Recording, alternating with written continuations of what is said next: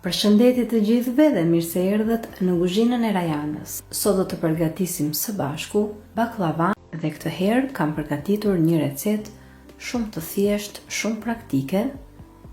Edhe kur të shikoni videon do të kuptoni se sa kollaj mund ta përgatisni baklavan në këtë mënyrë. Në këtë video kam bërë një ndërthurje të disa recetave të ndryshme të baklavave që kam përgatitur ndër vite. Duke përgatitur baklavan me këtë recetë, do të keni mundësi që edhe ta përgatisni shpejt, njësoj si kur përgatitet baklavaja turke. Do të përgatisni një brumë shumë të butë dhe që hapet shumë lehtë, pa lodhje fare. Do të përdorim edhe teknikën e tharjes së petëve për të dhënë efektin e një baklavaje me petë të thara ose me petë të hapura një nga një. Në fillim do të përgatisim brumin e baklavas. Për përgatitjen e brumit, unë kam përdorur 6 kokra vezë, nga të cilat 4 i kam hedhur të plota dhe 2 kam shtuar vetëm të verdhat e vezëve. Pasi kemi hedhur vezët tek tasi, i trazoj mirë me një telë kuzhine dhe këtë ma ka mësuar mami, pasi sipas saj, duke i përzier vezët në këtë mënyrë, brumi baklavas del edhe më i mirë dhe baklavaja bëhet edhe më e shkrifët. Dhe më pas, tek tasi kam shtuar edhe 100 ml vaj normal. Do të shtojmë një majluge të vogël me sod buke ose edhe me baking powder ose pluhur për pjekje si quhet ndryshe. Kjo është në dëshirën tuaj. Më pas do të shtojmë edhe 1 gotë gjysmë me kos. Do t'i trazojmë të gjithë përbërësit së bashku derisa të përfitojmë një masë homogjene dhe në fund fare do të shtojmë edhe mielin. Me këto përbërës që unë tregova, unë kam përdorur rreth 800 gram miell. Megjithatë, sasia e miellit varet shumë edhe nga madhësia e vezëve që do të përdorni, por gjithashtu edhe nga trashësia e kosit.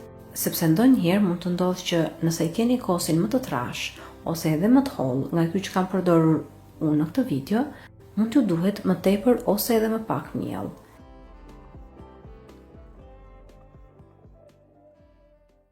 Mielin do ta shtoni pjesë dhe njëkohësisht duke e punuar brumin me duar, derisa të përftoni një brumë të butë që nuk ju ngjisin duart. Kur përgatisni baklava, duhet pasur parasysh që do të përgatisni një brumë të mirë, pasi sa më mirë të jetë brumi dhe sa më shumë ta keni punuar brumin, aq më e mirë dhe e shkrifët del baklavaja në fund.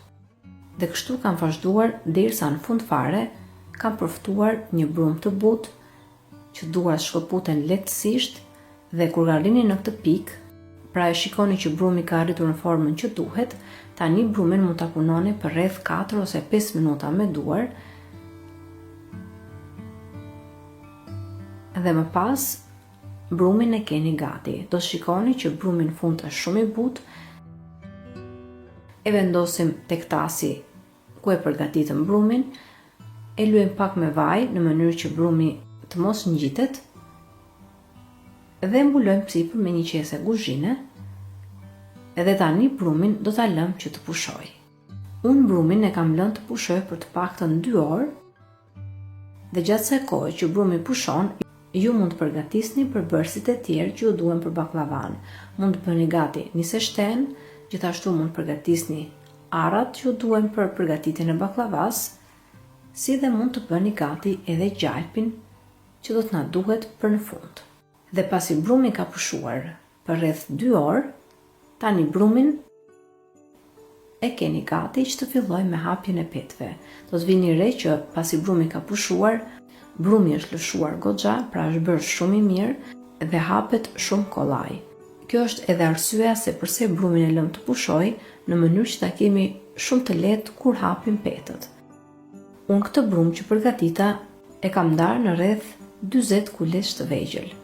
Dhe më pas kuleçve u japim forma me duar dhe i vendosim ose në tavolinë ose në rastin tim unë i kam vendosur tek tasi ku kisha brumin, i kam spërkatur fare lehtë me pak nisë shteq të mos ngjiten dhe gjatë kohës që përgatisni baklavan, mos harroni që kuleçët t'i mbuloni sipër me një qese kuzhine në mënyrë që të mos thahet pjesa e tyre e sipërme.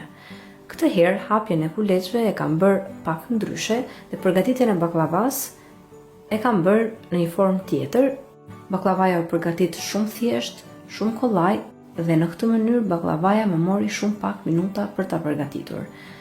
Pasi kuleçët i kemi ndarë dhe i kemi gati, tani unë kuleçët i kam ndarë në grupe me nga 5 kuleç secili, duke formuar në këtë mënyrë 8 grupe. Dhe tani procesi është shumë i thjesht do të marrim 5 kuleçët e parë, secili nga kuleçët që kemi do t'i lyejmë me një seshte, do t'i hapim shumë pak, pothuajse sa gjysma e pëllëmbës dorës, dhe pasi kemi hapur të 5 kuleçët me këtë madhësi, tani kuleçët do t'i vendosim sipër njëri tjetrit. Mirë është që çdo petë ta spërkasim me një seshte në mënyrë që petët të mos ngjiten me njëra tjetrën, dhe tani do të bëjmë hapjen e petëve jo më tepër se sa madhësia e një pjate.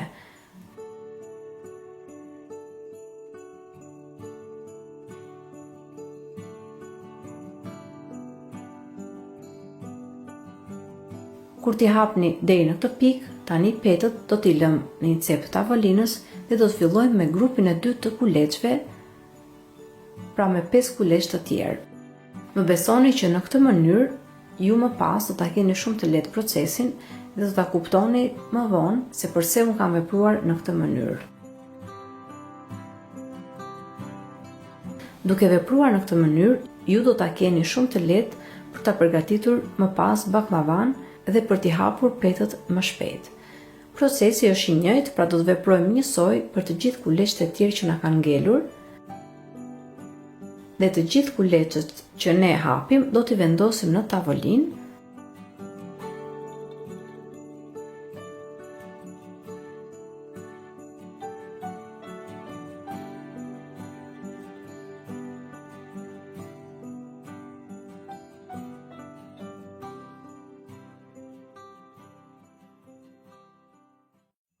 Dhe kur t'i keni përfunduar të gjithë kuleçët, pra keni hapur 8 grupe kuleçësh me nga 5 kuleç secili grup, tani do të kalojmë në fazën tjetër të recetës, që është hapja përfundimtare e petëve dhe më pas edhe tharja e tyre në furrë.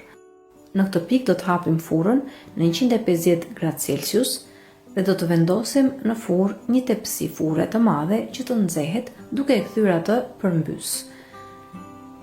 Dhe ndërkohë që furra nxehet, ne do të fillojmë me hapjen e petëve. Do të marrim një nga petët me 5 kuleç që ne kemi hapur, do ta spërkasim me pak një seshte në pjesën e sipërme dhe në pjesën e poshtme dhe do të fillojmë me hapjen e petëve sa mundësi që ju të keni.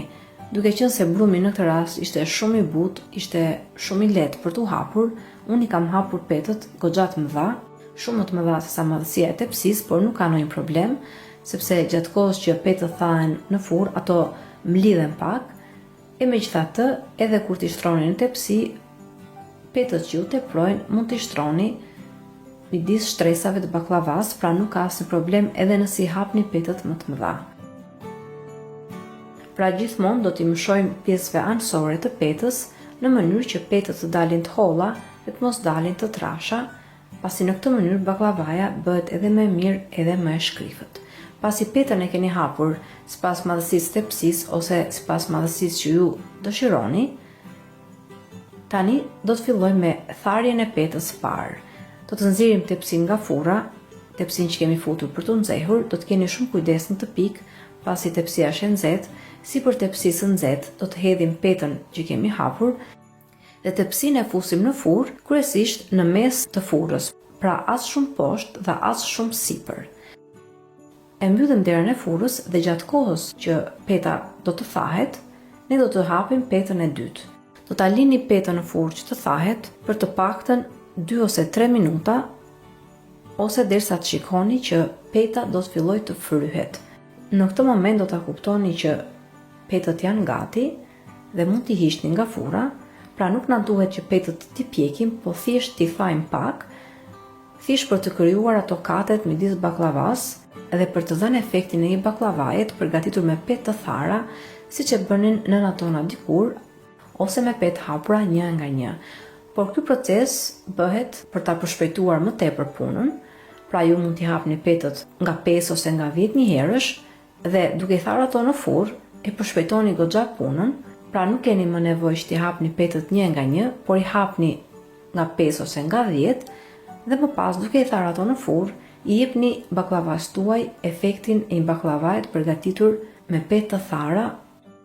Tani procesi është njësoj për të gjitha petët që ne kemi përgatitur, por dua t'ju theksoj që jo të gjitha petët që ne kemi përgatitur, pra në rastin tim unë kam përgatitur 8 shtresa me nga 5 petë, nga të cilat unë kam tharë vetëm 6 prej tyre dhe 2 shtresa petësh i kam lënë për në fund, pra nuk i kam tharë.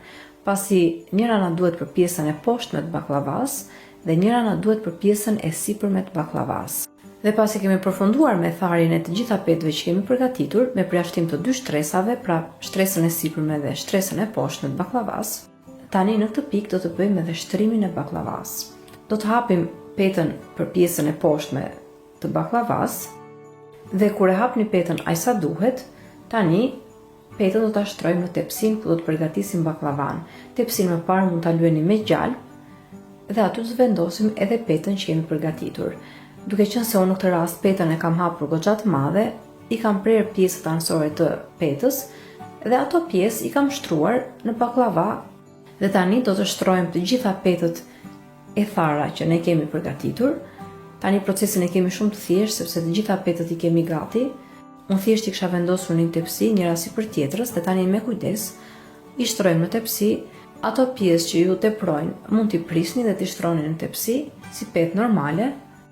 Kur u thash në fillim që unë i kam hapur të gjithë kuleçët një herësh dhe nuk prita që ta bëja procesin t'i hapja një herë, pastaj t'i thaja, pastaj të filloja prapë me hapjen e petëve sepse në këtë lloj forme do më merrte më tepër kohë.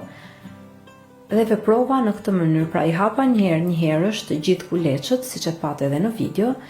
Megjithatë, ju jeni të lirë të veproni si të doni, po të doni mund të veproni edhe ndryshe, pra t'i hapni një herë 5 petë, t'i thani ato në furrë dhe më pas të filloni me grupin tjetër të kuleçve. Pra është njësoj, vetëm se në këtë lloj forme mua më duk procesi shumë i thjeshtë dhe shumë i shpejtë, pra fitoni goxha kohë në këtë mënyrë. Dhe tani edhe tek pjekja, do t'ju them që petët në këtë lloj forme ju i thani një herësh, pra nuk keni nevojë që ta lini furrën gjithkohës të hapur për të pjekur petët, por në momentin që jeni duke hapur petët finale, pra petët e mëdha, furrën e keni të nxehur dhe procesin e tharjes së petëve bëni shumë shpejt. Por petët që thani mund t'i vendosni diku në një tepsi tjetër dhe shtrimin e baklavas e bëni më pas. Dhe kur arrini tek shtresa e 4, tani do të shtrojmë edhe arrat. Arrat në këtë rast unë i kam thërmuar fare, po të doni mund t'i lini edhe më të mëdha. Unë kam përdorur për këtë recet rreth 500 gram arra. I shtrojmë edhe arrat në shtresën e mesit, po të doni mund ta bëni me 2 shtresa arrash, por unë kam vendosur që këtë herë ta bëj vetëm një shtresë arrash në mes. Pra kam shtruar 4 shtresa me petë dhe më pas kam vendosur shtresën me arra. Dhe tani, si për arrave, do të vendosim edhe shtresat e tjera të petëve të thara, do të vendosim 3 shtresa me petë të thara dhe në fund fare do të shtrojmë edhe shtresën e fundit që është me petë të njoma, pra shtresën e fundit nuk do ta thajmë në furrë. Pasi keni përfunduar edhe me pjesën e shtrimit të petëve të thara në tepsi, tani do të hapim edhe petën përfundimtare që na duhet për pjesën e sipërme të baklavas. Procesi është njësoj siç kemi vepruar me të gjitha petët e tjera.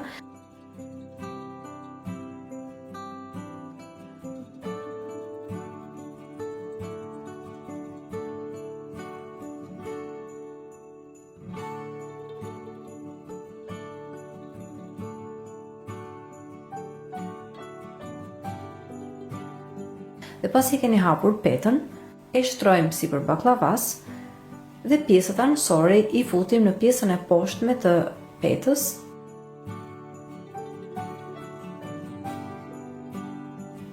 E niveloni mirë pjesën e sipërme të baklavas.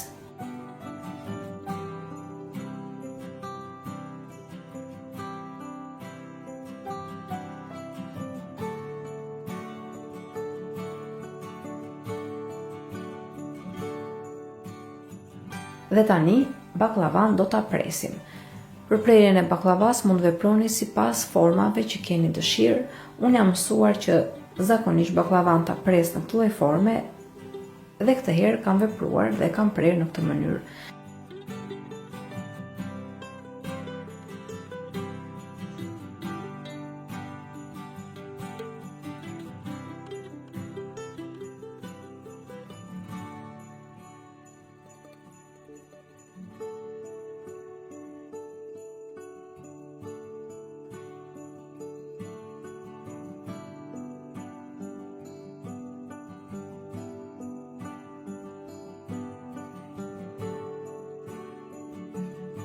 Dhe pasi baklavan e prisni, sipër do t'i shtojmë edhe gjalpin e shkrirë. Unë në këtë rast kam përdorur rreth 500 gram gjalp të shkrirë, i cili duhet që të jetë i ftohtë, pra të mos jetë i ngrohtë ose i nxehtë kur ja hidhim baklava sipër, dhe mos harroni që gjatë kohës që gjalpi shkrin, t'i hiqni atë pjesën e shkumës sipër dhe atë pjesë të mos ja hidhni baklavas. Ndërkohë, mos harroni të hapni furrën dhe ta lini që të nxehet në 180 gradë Celsius. Kur baklavan e keni gati dhe furra është nxehur aq sa duhet, tani baklavan do ta fusim për të pjekur. Kur përgatisni baklava, ka një rëndësi shumë të madhe edhe pjekja e saj. Në total, unë baklavan e pjek për rreth 2 orë e gjysmë. Vetëm 30 minutat e para e pjek baklavan me 180 gradë Celsius në mënyrë që të krijohet edhe ajo ndarja e petëve nga njëra tjetra, që edhe petët të marrin atë nxehtësinë e menjëhershme të furrës dhe të krijohen katet brenda shtresave të baklavas, dhe pasi kanë kaluar 30 minuta, unë e ul nxehtësinë e furrës në 150 gradë Celsius dhe e lë në këtë mënyrë për të paktën 1 orë. Pasi ka kaluar 1 orë dhe baklavaja është pjekur në 150 gradë Celsius, do të shikoni gjatë kësaj kohe që baklavaja ka marrë ngjyrën perfekte që duhet të marrë një baklava kur piqet, por janë krijuar edhe ndarjet e petëve dhe të kateve midis shtresave të baklavas, dhe tani nxehtësinë e furrës e ulim në 120 ose 110 gradë Celsius dhe lëm baklavan edhe 1 orë tjetër që të rrit brenda furrës. Tani na duhet vetëm që baklavaja të kullojë ashtu siç duhet dhe që katet e baklavas të thahen dhe të krijohet pjekja perfekte e baklavas. Dhe pasi kanë kaluar rreth 2 orë e gjysmë që baklavaja ka qëndruar në furrë, tani është momenti që baklavan ta heqim nga furra dhe ta lëm që të ftohet plotësisht derisa ne t'i hedhim sherbetin. Për përgatitjen e sherbetit unë kam përdorur 1,5 kg sheqer dhe 1 litër ujë. Gjithashtu mund të shtoni edhe pak limon gjatë kohës që përgatisni sherbetin, që sherbeti të mos kokrizohet dhe baklavaja të mos sheqeroset në fund fare. E shtoni sheqerin në tenxhere, shtojmë dhe ujin dhe tani tenxheren e vendosim në zjarr mesatar, e trazojmë sheqerin derisa të tretet dhe do ta lëm sherbetin të ziejë për të paktën 10 minuta në zjarr mesatar, ose derisa të shikoni që sherbeti ka marrë trashësinë që duhet, një sherbet as shumë i trash dhe as shumë i holl. Kur përgatisni sherbet për baklava, nuk duhet një sherbet fare i trash, sepse sherbeti shumë i trash nuk futet mirë në pjesën e brendshme të baklavas, por edhe një sherbet fare i holl nuk na duhet, prandaj sherbeti në këtë rast duhet të ketë një trashësi të mesme, por mos harroni që sherbeti edhe duke u ftohur mund të trashet edhe më tepër. Në momentin që sherbetin e keni gati, pra e keni zier për të paktën 10 minuta, tani sherbetin e lëm vetëm pak minuta sa të dalë javulli i nxehtë i vlimit për të paktën 1 ose 2 minuta, dhe më pas ashtu të nxehtë do t'ja hedhim baklavas. E hedhim të gjithë sherbetin sipër baklavas dhe baklavan do ta lëm të pushojë derisa të thith të gjithë sherbetin që ne kemi hedhur sipër. Nëse e lini të pushojë mirë dhe ta pi të gjithë sherbetin, baklavaja do të dalë me të vërtet shumë e shijshme. Nëse kjo recet ju pëlqeu, mund të lini poshtë saj një koment, gjithashtu mund të jepni like recetave të mia, si dhe të shpërndani ato me miqtë dhe familjarët tuaj në rrjetet sociale. Mos nguroni të abononi në kanalin tim për të njoftuar për të gjitha videot e reja që postohen në kanal. Ju falenderoj të gjithëve që më ndoqët edhe në videon e sotshme. Bashkë do të dëgjohemi sërish në videon e radhës. Deri atëherë, Zoti ju bekatoft të gjithëve.